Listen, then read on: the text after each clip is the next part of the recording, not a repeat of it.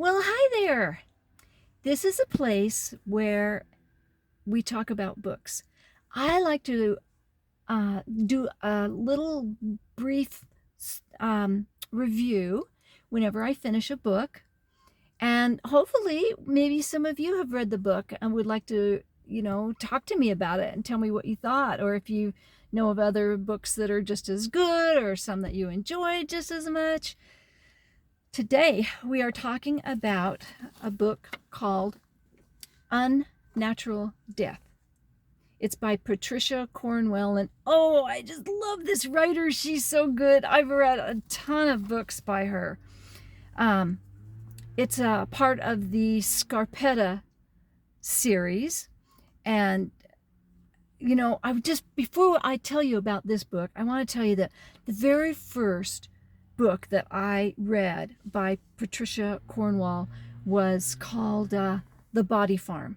And it wasn't her very first book, but it was one of her first books, I'm pretty sure. And I was absolutely hooked. I never stopped loving and looking for her work.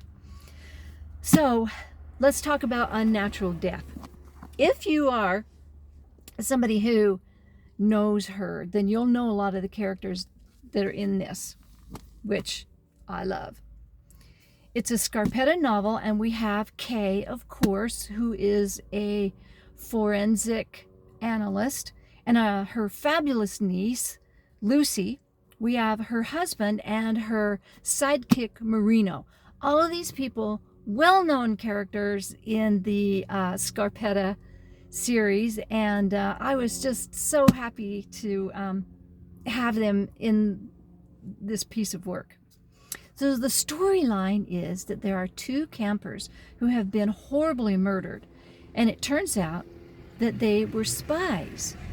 And these spies were selling intel to American enemies, Russia for starters. So this book was copywritten in 1923. And I love how Scarpetta sometimes writes to some of the issues that we're dealing with in America, or at least that's how I see it. And I love it.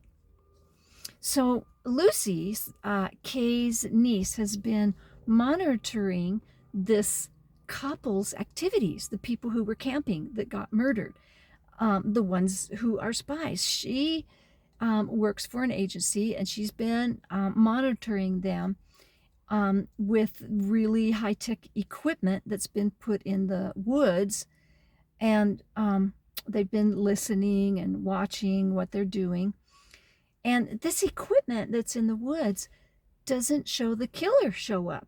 These people are absolutely horrifically murdered. Their stuff's been thrown everywhere. Their bodies are eviscerated. One of them has been, they both got pushed all the way through with their hiking poles. One of them got tossed out into the lake. Another one got thrown down a mine shaft. It is pretty amazing, really, what happened to these people. And yet there's nothing that shows up. They can't see anything approach on the equipment. So we also have Marino, who is a delightful character. And Marino, when he was fooling around in the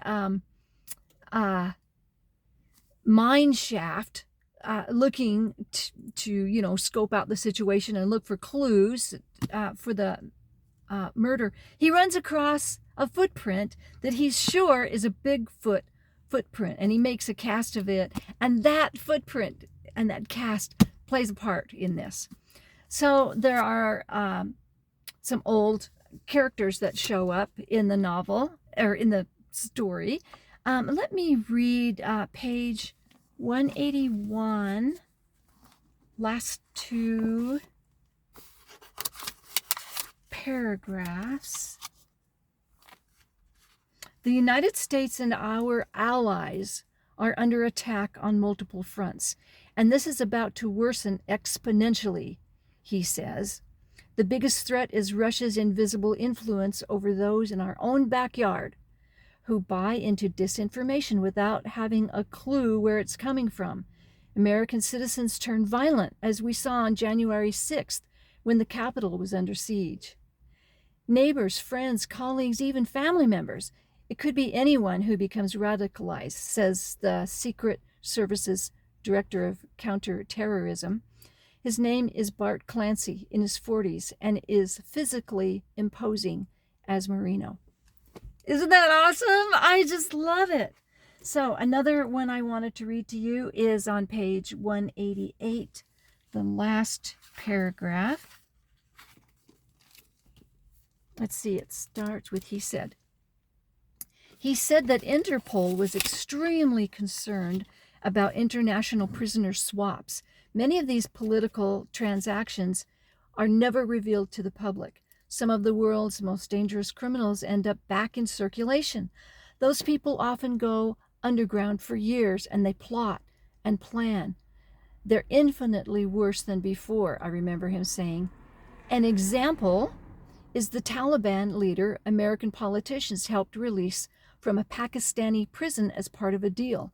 Now he's in power again and worse than ever, Lucas explained as he drank a nice, I looked up how to pronounce this.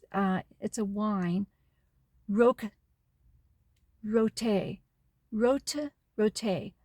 from the region. Sorry. So, those are all of the things I wanted to read for you today. So, it was so good. I just loved it. I loved everything about it. So if you're still with me, do you want to talk about this author? Do you want to talk about this book?